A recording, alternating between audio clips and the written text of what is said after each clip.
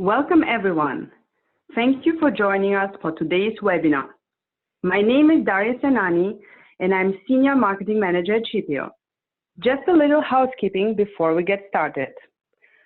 All participants are on mute, and if you have any questions during the presentation, please type them in the question box in your Zoom control panel. I'll bring them up at the end of the presentation. Today, we are going to talk about how real-time visibility empowers supply chain organizations from transparency to action. Today, our presenters are Niklas Bergner, the Head of Strategy and Solution Management at 4Flow. 4Flow being the leading provider of supply chain consulting, software, and fourth-party logistics services. And on the other hand, I have Thomas Spieker, Director of Central Europe at Shippeo, the European leader in real-time transportation visibility. Thomas is managing growth and coordinating operational activities in the whole region. Welcome to both of you. Before I let the floor to our speakers, let's walk through the agenda. Today, you will learn how real-time tracking puts you into your supply chain's driver's seat, how to transform real-time tracking insights into concrete actions, and finally, how to maximize supply chain value with end-to-end visibility. Niklas, it is over to you. All right, thank you very much and good afternoon to everyone.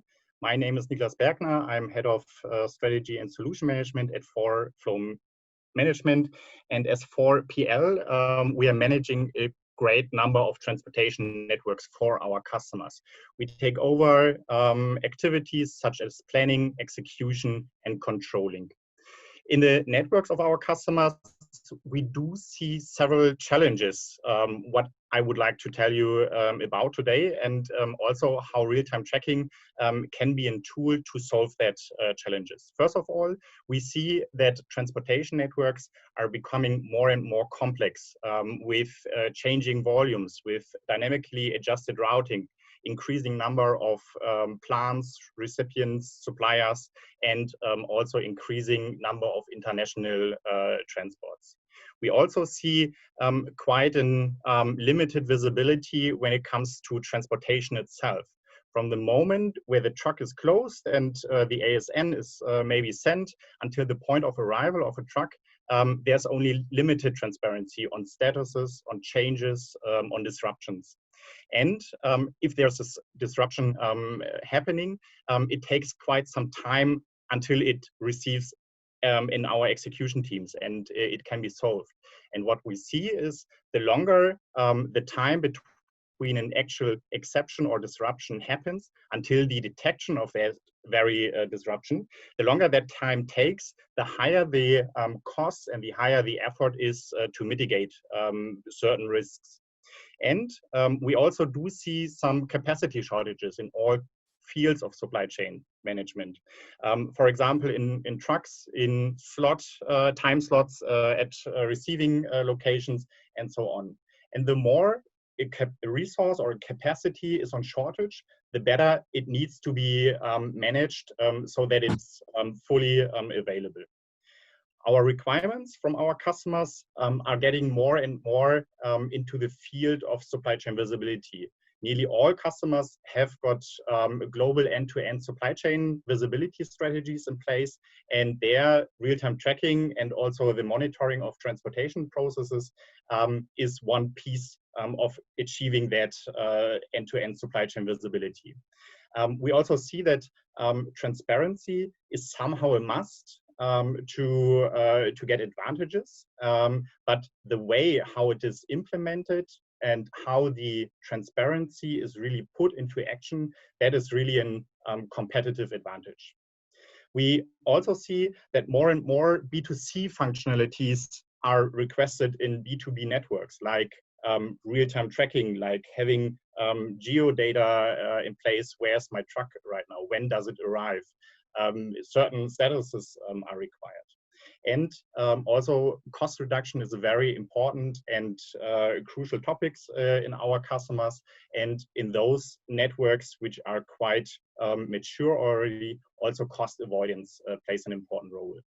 The expectation of real-time tracking from our customers is to increase network stabilities, to have got less disruptions and more time to really focus on value-adding tasks such as optimization or improving processes.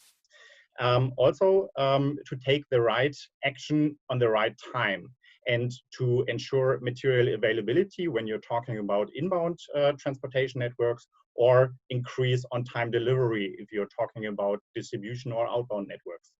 And last but not least, it's more and more the requirement and the expectation that real-time tracking is a tool and a starting point to break down silo thinking of transportation management as a single activity, but to see it rather as an integrated supply chain management functionality to be integrated in upstream and downstream activities. Yeah, thank you very much, Niklas. Thomas Spieker here from Shippeo. A warm welcome to everybody. And Niklas, you mentioned a couple of things I'd like to dig a bit deeper in. You said large and complex networks and end-to-end visibility. That's exactly what we try to solve with the Shapiro platform. As you can see here on the screen, we have different legs in the transportation. We might have a road transportation, we might have a container, which can go on a ship. Maybe even we have got a vessel change, but you still want to know when is this container going to arrive. You also have very complex organizations at harbors, at ports, where you exactly want to know where is the container right now and when do I need to send my carrier to pick up the container to avoid, as Niklas mentioned, detention charges or any extra costs. As you can see here on the map, that's exactly what we try to solve with the platform Shippeo provides. We connect all players of the network. It might be on the road, it might be maritime, it might be also other modes which we can see in a transport. And then we display the data and we take the actual data to compute a very exact ETA, which then can be shared with our customers so that they can align their processes around this estimated time of arrival. Let's move to the next slide and we'll have a look in how does it actually work. So let's say you have got your network which is up and running. We have connected all the different transport modes. You have got on this map here right now the different trucks, and you can see actually the couple of trucks, they're in blue, everything's all right. They are running as planned and you shouldn't do anything with it. However, some of the transportations are in red, and that's exactly where we then go and dig a bit deeper into what's going on to really understand what's going on this specific transport and why is it actually not running as planned. As you can see here, we have observed a delay at the loading side. So what's the impact of this?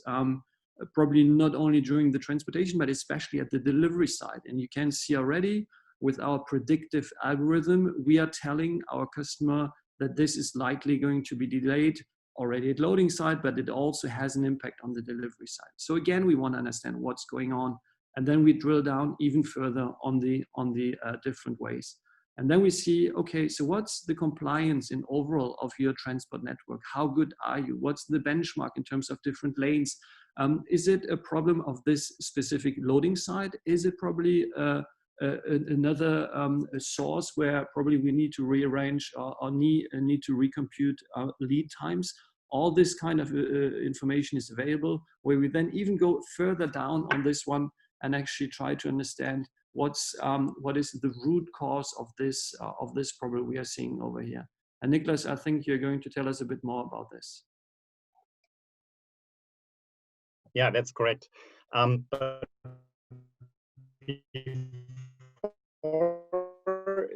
This root cause analysis itself needs to be transformed into actions. And we do see here 5 steps between the raw data, which is created here at the LSP, and the final execution. And I will now give you an overview on what kind of steps are necessary and what kind of success factors also play a role in that step. And in the very first step, here, the creation of raw data, of course, it is the topic of the carriers, of the truck operators, of the vessel operators. And the success factor of a supply chain organization is, of course, to select digitized LSP. Not all service providers have got functionalities in place today, but we make the experience that more and more the awareness is getting into the market that service providers can provide tracking data quite good. The next step after the creation of the raw data is the transformation. And here, a success factor is to create global network coverage, to have got as many as possible transports and information in your toolbox to decide then later on the right actions. And we as Forflow have selected here Shippeo as a service provider, because Shippeo is one of the market leaders in the European market with great network coverage when it comes to service providers. The next information, or the next step, is then transforming all the information from different carriers into a context to have got an interpretation. Is that information which I receive now critical or not? And here you need to have got specific network know-how. For example, if a truck is 3 hours late, is it now really critical on that tour, or is it okay when it arrives at all? And this kind of intelligence and this kind of insight you receive from having a very detailed analysis and bringing also experience of your network into the game. The next step is then taking that interpreted information and take a decision. And your decision is the better, the more options you have got in place to select from. And all those alternatives and options need to be put into place before a disturbance, an event, whatever happens. And the more you have defined, like alternative routings, speed up transports, or also just an information to stakeholders, the better you can choose and the less cost for high premium transports you have. And taking that information and this expertise puts you then into the seat to take really in action and to execute that option. And here, the success factor is to integrate that into exception and execution processes. And the next slide, yes, it shows that real-time tracking is not only in benefit when it comes to daily operations, but you can also leverage the information in different steps. And when it comes to analysis, you can benefit from midterm, or you can use the information you retrieve from real-time tracking also in midterm planning processes, for example, in the analysis of actual versus planned lead time, or the evaluation of waiting times of service providers, or the duration of loading and unloading processes. And then take that information, what you get there, to start a continuous improvement process. In the fields of decision, you can benefit by defining alternatives and processes before a disturbance really happens. And this might be just a standard route or an alternative route, and can also result in further contingency processes. And very important is that all those options are implemented and aligned with all stakeholders, so that when a disturbance happens, everyone knows what he or she needs to do to mitigate. And last but not least, a control tower or a supply chain organization put into place to really execute that kind of information and control and follow it up until the risk is really mitigated. And so when we're coming to the next slide, it shows that obviously one of the major success factors is to have got a control tower or a supply chain organization in place to really use real-time information in processes for planning, management, and controlling of your supply chain. And it doesn't matter whether you're rather focusing on the left side of a network here in this picture, like the inbound network, or you're rather focusing on the distribution or outbound network. We see three different very crucial success factors that real-time tracking is beneficial for your operations. The first one is end-to-end responsibility.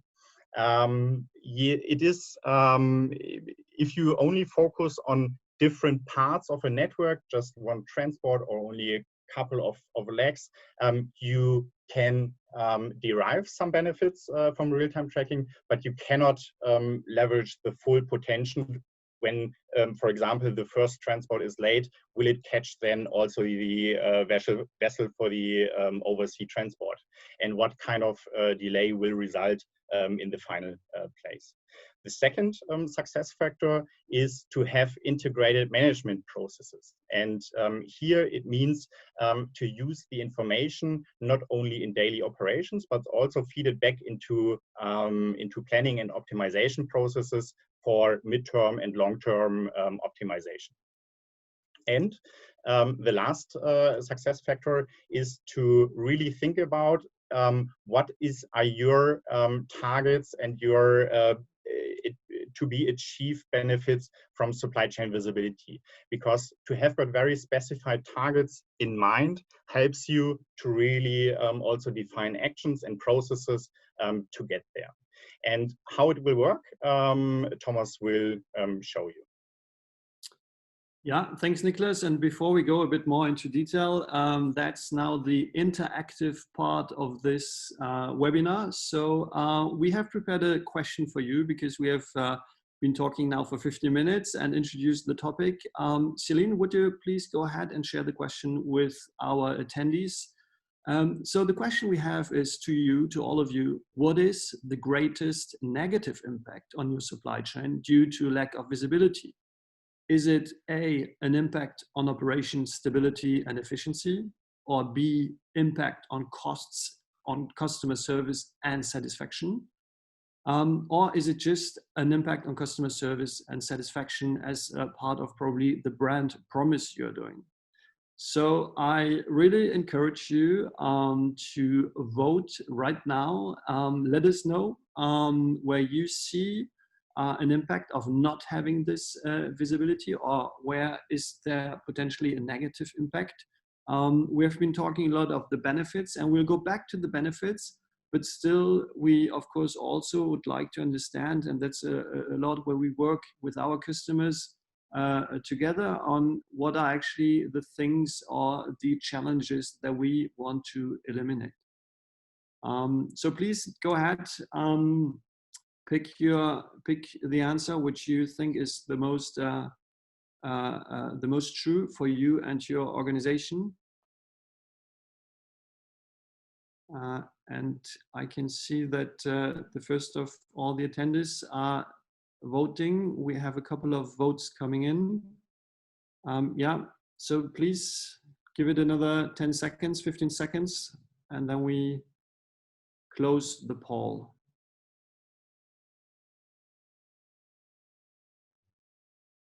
Yeah, I still see that some of you did choose, some of you didn't. So please give it another try. What is the impact, the negative impact on your supply chain if you don't have visibility? We have seen this in the past weeks and months with this very special situation we have all been in.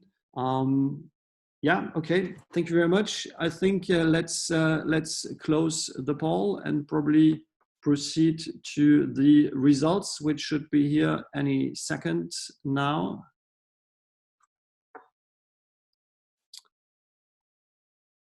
All right, so here you go. That's very interesting. There is a majority of all the attendees today, 46%, who say the biggest impact, negative impact they can see is on customer service. That's very interesting because there's also a cost impact linked to it. We have pretty much 26 and 28% on customer service and satisfaction, and then a bit more, 28% on operation stability and efficiency. Now that's a very interesting result we're getting, because when we look at our discussions we have with our customers, we identified 6 main areas where supply chain visibility can actually benefit you. And if you have a look to the top right side, the little bubble with this customer service agent who is a bit desperate, I think it's reflecting the poll, the results of the poll we just got in. We definitely see a loss of productivity for transport and customer service if you don't have the right information at the right time. And if you are in a very reactive way where you can only respond to any changes in your transportation plan very lately, probably in the worst case when your customer actually told you that there is a problem, and then you can only react to it. Of course, we also see, and that's probably more related to answer 1 and answer 3 you gave us in the poll, inefficiencies, especially receiving sites or sending sites, preparation, having a very early knowledge of when is coming which truck and how can you actually prepare to be more efficient on the loading or unloading parts is definitely one of the main business cases we see, and one of the strong points we see with supply chain, increased supply chain visibility. Of course, we also see all the administrative work we have around litigation, penalties. Is this justified? Who is going to pay for it? Whose fault was it? All these questions are sometimes handled on a very emotional side. We put fact-based data to it, and we make this process much more easy and reduce time spent on redundant tasks which do not bring a lot of value. And then of course we have on the cost side, and that's interesting to see, still nearly 1/3 of you attendees today said cost optimization is important, and having the knowledge in terms of performance, how good is my network, how good am I performing, but also in terms of transportation costs, reducing extra costs, dueling time, penalty charges, etc. Making sure that you have a strict cost control is very, very important. Then of course, last one, as Nicholas mentioned, on the inbound side, if you're going into production, you really want to make the right decision. Do I need to pick on my safety stock? Do I have enough stock here? Do I need to organize an emergency transport? All these kind of questions need to be answered very early in order to guarantee a cost-effective response to it. If we move on to the next slide, we tried also to break it down into 4 big buckets. So everything, and that's probably from the poll question number 1 and 3, logistics efficiency. Of course, we want to improve any resource utilization. We know that resources are rare on the market, and that's true for any kind of operations carrier, but also on the shipper or receiving side. Of course, we have a stock impact. We know that working capital is a big topic we need to address. So that's really the efficiencies we see coming out of supply chain visibility. And then, of course, let's have a zoom on the teams, on the people on the ground, really working there. If you if you provide a tool, streamline the communication, make sure that there are no tons of emails, phone calls, documents being sent across teams, then of course you can make it more easy, more efficient, a simple communication between all actors, and that drives a lot of productivity in our supply chain teams. And then on the cost side, of course, we want to leverage the benefits. We also need to include the carrier into this whole operation, because if a carrier sees the benefit coming out of supply chain visibility because he has less waiting times, because he can better plan and operate his fleet, then we'll see that he will participate to this network, generate also optimization tasks on his side, and that's where we see when we can also see a very positive impact on the cost optimization side. And then a big topic, Nicholas mentioned it in the very beginning, enhanced customer satisfaction. There is a lot of B2C concept coming into the B2B world. Of course, nobody understands if we can track a parcel with your new running shoes to your home. Why shouldn't we be able to track a full truck or a pallet in a B2B world? That's now done. That's what we are doing. And then, of course, you can leverage this information. We have a lot of customers measuring their NPS, and actually having this information, providing this information to your customer very early helps to gain points on the NPS. And of course, we all know that NPS in the long term is related to a positive revenue development. Yeah, and then I think we can move on. Nicholas, you have also prepared a couple of feedbacks from your side, so please go ahead. Yeah. Thanks. Real-time tracking is a very good tool to change the way how you manage your transportation networks. And in fact, there are different ways how you really manage your network. It's from rather reactive, like act when something happens, until the predictive part, where you really predict what kind of future events will happen so that I can position myself today already, and even try to avoid disturbances. And in between, we have got different other maturity levels of transportation network management, like the plan status, where first of all, the reaction time between disturbances and the start of an countermeasure really starts, and also to have got at least several options to choose from to have got a very proactive mitigation way. And real-time tracking puts you here into the driver seats as one of the key takeaways of this webinar also says, because it puts you into the driver's seat to move from a reactive transportation management to a rather proactive or even predictive management. And this is a very fundamental shift in how transportation management can work, and also will work in the future. And when looking on specific results, you can really achieve with real-time transparency.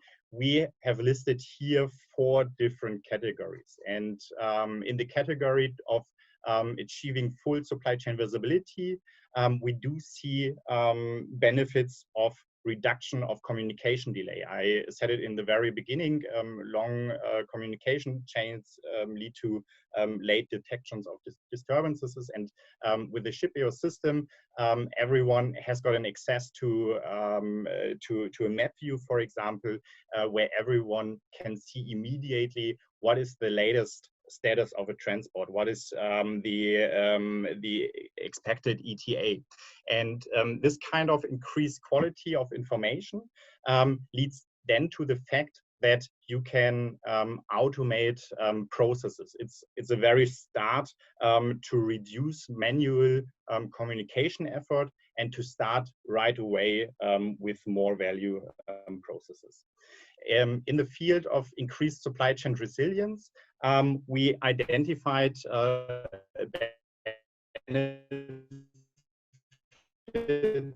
on increased reaction. Longer time you really have until something gets critical, the better you can choose from your options with less cost-effective consequences, like the very last action, like issuing air freights, could be mitigated by having before only speed up transports or alternative routings.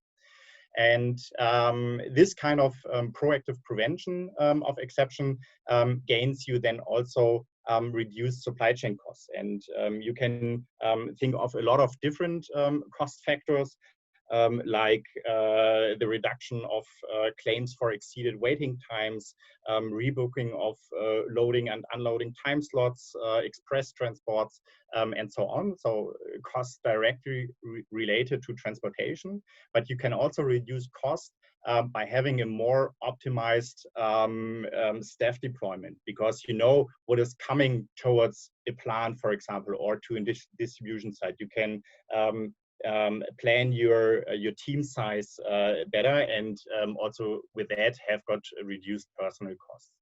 And in the end, you can also achieve improved supply chain performance, like higher service level through better control of transports and on-time deliveries. And also, real-time tracking improves collaboration between stakeholders within the transportation process, because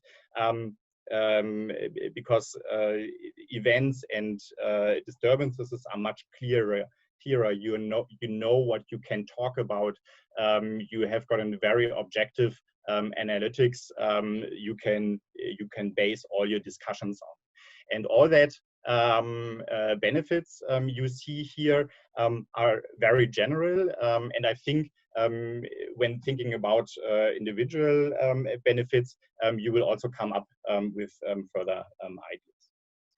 And I would like to go to the next slide. Yes, and to wrap it up, there are, to put you into the driver's seat of your supply chain, you need to have got 3 basic ingredients. First one is visibility.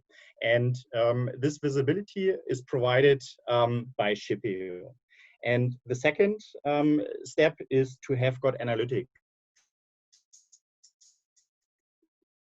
like putting the information into a context, really taking the right decisions and putting it then into management processes to really execute those decisions. And together with Shippeo, we as ForFlow are able to provide a quite suitable solution to achieve significant cost reduction, increase network performance, and digitize operations. And this is a very good overview on how real-time tracking puts you into the driver's seat of your supply chain and how that can be put into action. So thank you very much for your attention to this webinar so far. If you have got any questions, please do not hesitate to put them into the text box. Yes, thank you so much, Thomas. Thank you so much, Niklas. So before we go ahead and take some time for questions, one week comment, you will receive per email the PowerPoint and the recording after the webinar. So no worries, you'll get all the assets very soon. So you can add your questions now. We already have several questions, and I will start with one which is for both of the speakers. So the first question is, are Shippeo and ForFlow fully integrated? So maybe Niklas, you could start. Yes, thank you. To answer that question, we have connected our integrated transportation management system to the Shapiro platform, and we use all those information from the platform to push to Shippeo and to receive then also information and insights which we directly push into our execution teams, which monitor our customers' networks and taking then the right decisions for the next action. Okay, thank you, Niklas. Thomas, you want to add something? No, I think what Niklas said is quite important, because what we are striving for together with partners like ForFlow is, of course, to reduce the admin work on carrier side, but also on the shipper side. So basically all actors which are involved. And of course, having a very robust and very deep integration between the systems is definitely the foundation. And that's what we did with ForFlow, and that's also what we're doing on the carrier side, to make sure that we keep really the admin work from a general point of view as low as possible. Okay, perfect. Thank you very much, Thomas. Next question, I see several questions about the same topic, so I'm going to summarize a little bit. So the question, I think, is more for Thomas. How do we connect to different carriers? Yeah, very good question. So Shippeo, the platform in itself, is built in a way that we can onboard the carriers through different ways. The first one, probably the most common one, is that we connect the telematics used from a carrier point of view and connect this to the Shippeo platform. That allows us to create a link between the transport order, which is going from A to B, and connect this transport order to a resource, meaning the truck. And during the transport, we can then very easily receive GPS positions and some other data, which we then take in order to calculate our ETA, because we could combine it with 200 plus parameters on top. So that's the first way of connecting carriers. The second one is, and that's something we are seeing a lot more right now than probably a year or 2 years ago, is that we build a very deep integration into the TMS of the carriers. Why? Because as I mentioned earlier, we want to reduce the admin workload. We also want to increase the data quality, and having a direct, robust connection into the TMS world of the carriers allows us, with no additional click on the carrier side, to actually receive the asset identification, receive the GPS points, but also very easily manage when we have modes like where we swap trailers or tractors, where we have more, let's say, on the LTL side, more operations being done than just a simple FTL from going to A to B. So we really go very deep down into this kind of integration. And then, of course, we build a lot of new business cases around IoT, around sensoring, around containers, to also leverage this kind of data integration coming from the carriers. So these are probably the three main modes. And then, of course, from a traditional point of view, we have a mobile app so that we can also cover spots of the world where probably the carriers are less equipped with telematics. So we can onboard them very easily on the mobile app. And also, of course, the mobile app gives some additional functionalities, which is very much, as I said earlier, linked or coming from the B2C world, like sign on glass, automatic generation of PODs, etc., etc. So these are the main connection types we have into the carrier world. Thank you, Thomas, very much. The next question, we are going to change the subject. It's going to be more for Niklas. So the question is regarding customs. So does this link to relevant country custom tariffs, regimes, or automation in reporting of export-import of goods to help manage and optimize tax obligation and reduce costs? So Niklas, maybe you can answer this one. Yeah. As I said before, real-time tracking can be the starting point to automate processes.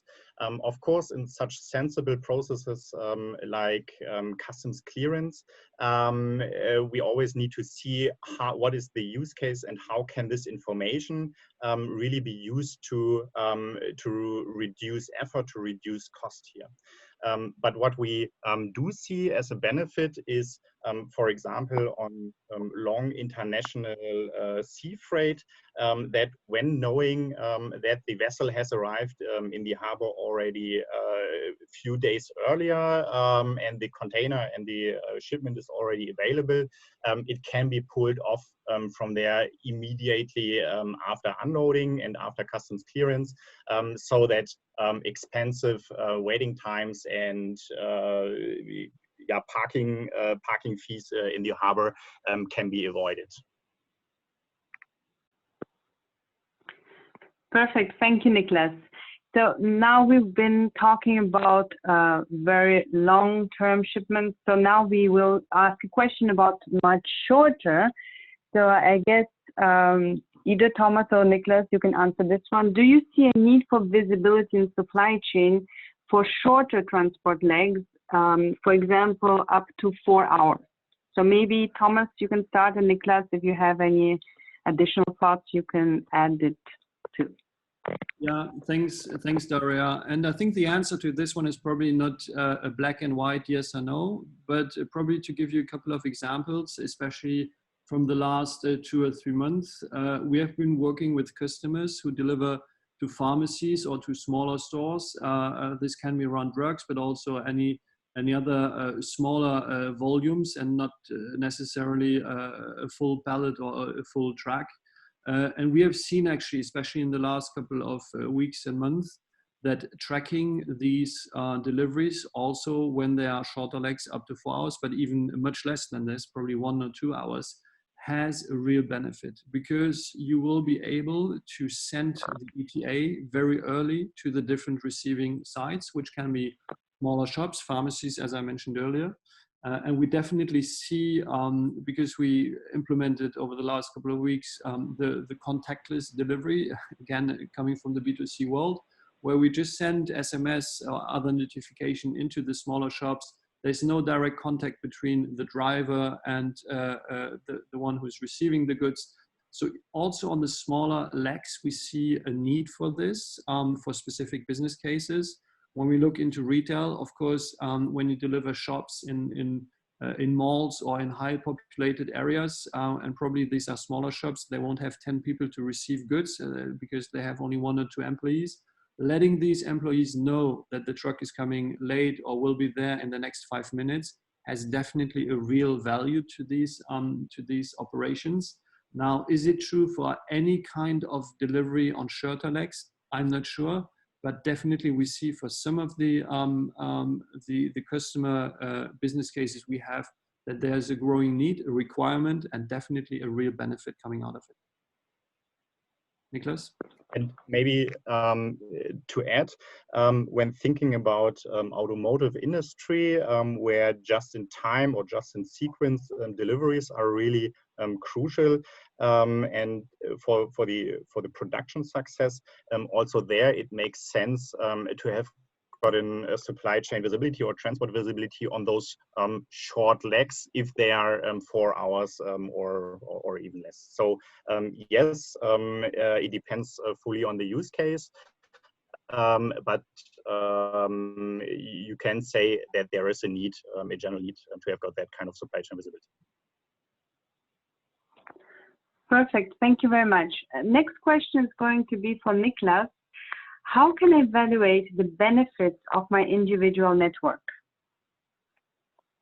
Yeah, and that is a very good question because it relates to, I think, maybe one of the 3 success factors, having quite clear supply chain visibility targets. And I think to start calculation, of course, what comes first into mind are all the tangible cost reductions, like reduction of express freights, waiting times, missed time slots, increased service levels, but you should also not leave out that process improvement, like network stability and less frictions with between stakeholders, are also somehow needed to fully evaluate the potential of real-time tracking and to have got a very individual solution in place.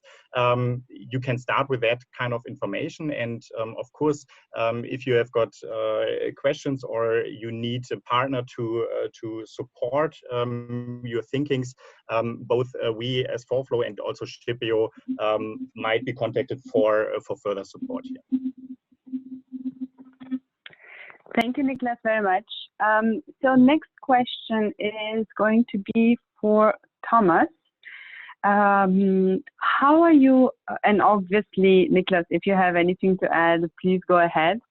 How are you approaching long discussions with warehouses around geofence in the parking and be considered as arrived, driver at the gate door, and identified from an administrative point of view? So I guess this is the question of arrival of the drivers at the warehouses. Yeah, Daria, and thanks for the question. That's a very good one, which I think resonates well with what Niklas and I try to explain, that there is a need to identify in the beginning, what do you really want to achieve with real-time visibility? And there's also a qualitative aspect in this operation. It doesn't make any sense to have some high-level data coming in at irregular times, which you then do some approximate calculations for ETA, and this goes down to this geofencing question. You need to be able to identify very clearly geofence areas, and you need to separate parking areas, driver rest areas, post guard areas from actual docks where you need to deliver. Niklas mentioned earlier automotive and OEMs, where what we call the micro geofencing, where you can set several geofences on one big warehouse, meaning that you need to identify dock 1, dock 2, dock 3, probably one is going to be delivered on the first time, then it needs to go to the second, to the third one. And all these operations need to be treated as separate events. And only when you have these separate events with the geofence is what we call the micro geofence, including the timestamp and knowing if the driver has been on the parking area or if he was already standing in front of the dock but waiting for unloading. All this needs to be set up. And again, when you look from a traditional point of view at geofencing, you've got a circle around a warehouse, you've got a circle around a specific site. Right now, we are using polygons to actually draw the exact arrival where the truck needs to be in order to set a status change. And I think it's only this qualitative work that we are doing, which then allows and enables customers to actually get the benefits we were talking about earlier. Thank you very much, Thomas. Niklas, do you have anything to add? I only would like to add that this is a very good point, paying into the argument to have got very specific network know-how. And I called it before analytics and analysis of the network, to really think about what do I want to achieve with that kind of information and then act accordingly. Okay, perfect. Thank you. Next question is again for Thomas, but Niklas, you're always invited to give your 2 cents to it. So which parameters do you take into account for ETA calculation, and how accurate is the ETA? Yeah, very good question. Thanks. So the basis of ETA calculation, of course, is GPS positions, which we received on a very regular basis in order to understand where's the truck right now, how is it moving, what's the speed, probably also what is altitude. So these are one part of the data we need to actually start the computing of the ETA. But as mentioned earlier, today we take more than 200 different parameters into account to compute the ETA. So once we have geopositions, once we know what is the A to B relation, and probably it's not A to B, but it's multi-stop, a milk run or something like this, we also need to take into account any legal point or any legal data, like what's the driving time? When do I need to predict that the driver is going to take a break? Where is he going to take the break? Is there any pattern I can find in historical data? You'd be amazed to see how much you can learn from historical data. We also need to take into account what is the time spent on loading and unloading, and what's the relation between loading a pallet or 5 pallets, or what is an average time you will spend at the postguard in order to be admitted and go to the dock where you unload. So all these are parameters which go into the ETA calculation. And then you need to, we combine this with what we call live data. We have information like weather data, traffic data. We've got specific data which might be related to a specific type of cargo we are having. And all these parameters actually are put one above the other. And when you have this multi-layers of data, then you can actually run what we call the machine learning algorithm at Shippeo. And this algorithm will see and detect and compare what is the current data set compared to other data sets. Probably I had this tool already in the database. What was the difference between then and now? How I need to weigh the difference from historical to live data. And then it comes into a calculation area where we at Shippeo, today, 12 hours before arrival, we are 95% accurate on the ETA calculation. And that's really, let's say, the fruit of years and years of development. It's not only of having good algorithms which can do the predictive part. It also, of course, is part of getting the right data quality in to make sure that the algorithm can then predict the ETA. So that's probably the answer. More than 200 parameters today, which are used at Shippeo, which gives us a result of 12 hours before 95% accuracy. Thank you very much, Thomas. So we still have some more minutes for some last questions. Maybe one question, this is again coming to you, Thomas. And it's regarding how can I inform my customers about delays? Yeah, thanks. I think Nicholas actually gave a very good hint during the presentation, saying we need to go away from the silo view. And of course, supply chain transparency, if it's sitting in a silo, if it's not being used properly in terms of analysis, in terms of recommendation, in terms of real action that you want to draw from it, it doesn't serve anybody.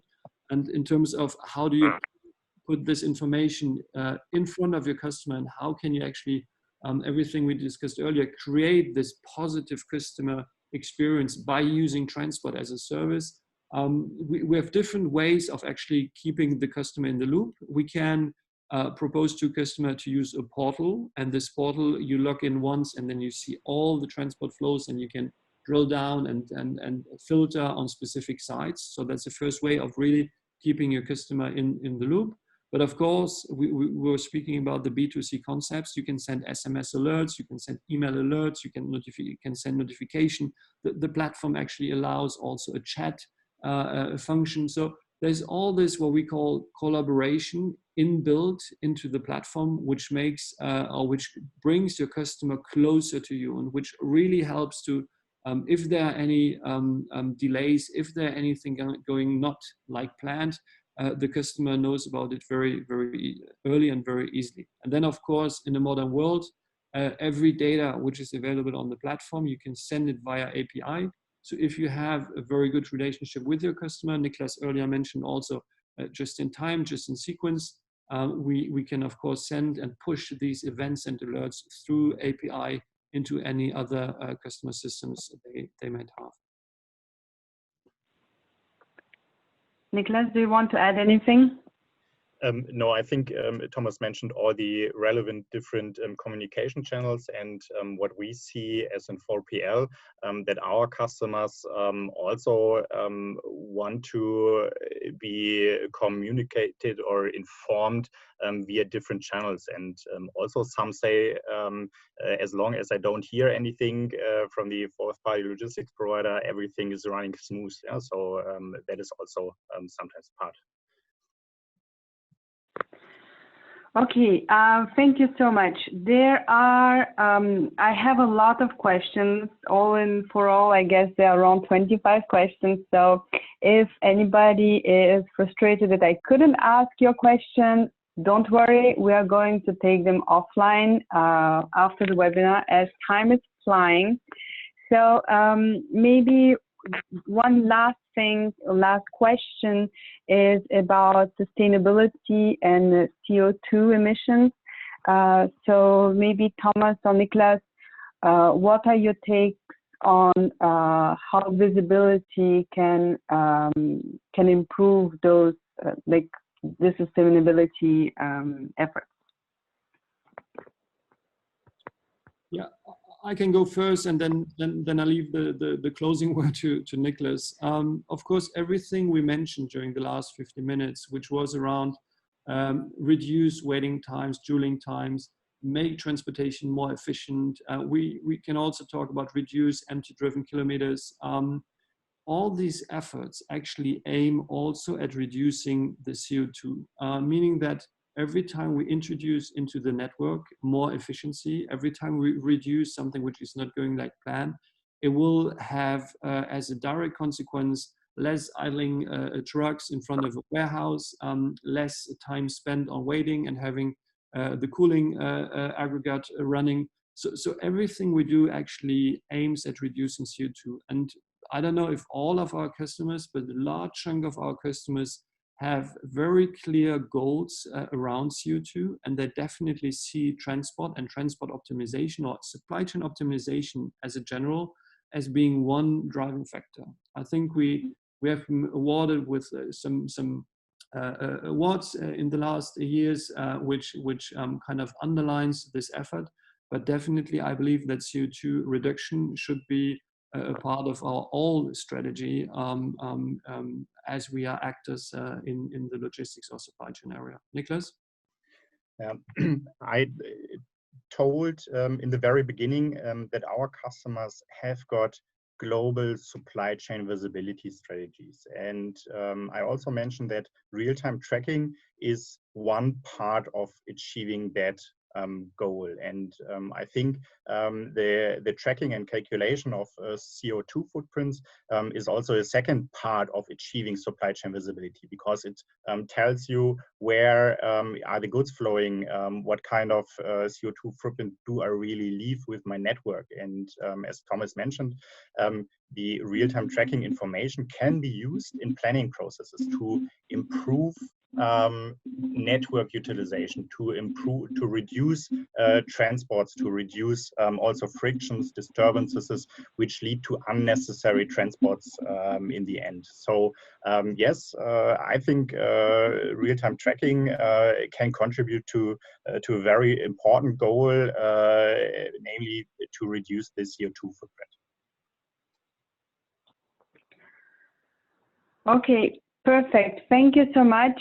We are over with the time. I still have questions coming in, but we are going to take those offline. Thank you very much, Niklas and Thomas, for this session. It was extremely interesting. As a quick reminder, we are going to send you the recording of the session and the PowerPoint slides soon after the end of this webinar. And maybe any closing comments from Thomas and Niklas before we end the session. Yeah, I can only say thank you for dialing in today, and thank you for your interest. I've never experienced so many questions during a webinar, so sorry for not answering all of them, but we'll make sure that we come back to you offline and we will give you these answers. And Niklas and myself, we are very happy also if you send us direct emails. This is why our address is here. Don't hesitate. Yeah, thanks a lot for your interest. I think supply chain visibility in combination with the analytics and the right consultancy can drive optimization, and I think it's going to be a topic which will be there for a long time. So thanks again for being in today, and yeah, don't hesitate to reach out to us. Yeah, also from my side, thank you very much for your participation, and also thank you very much to Shippeo for hosting that webinar. I think the large participation and the many number of questions shows a very high interest on how real-time visibility empowers supply chain organizations. I hope that with an example from ForFlow, you are now able to put your supply chain organization into the driver's seat and to fully utilize real-time tracking information. If you have got any further questions on that, I'm very happy to get in touch with you and to start discussions. Thank you very much. Thank you, everyone, and everyone stay safe.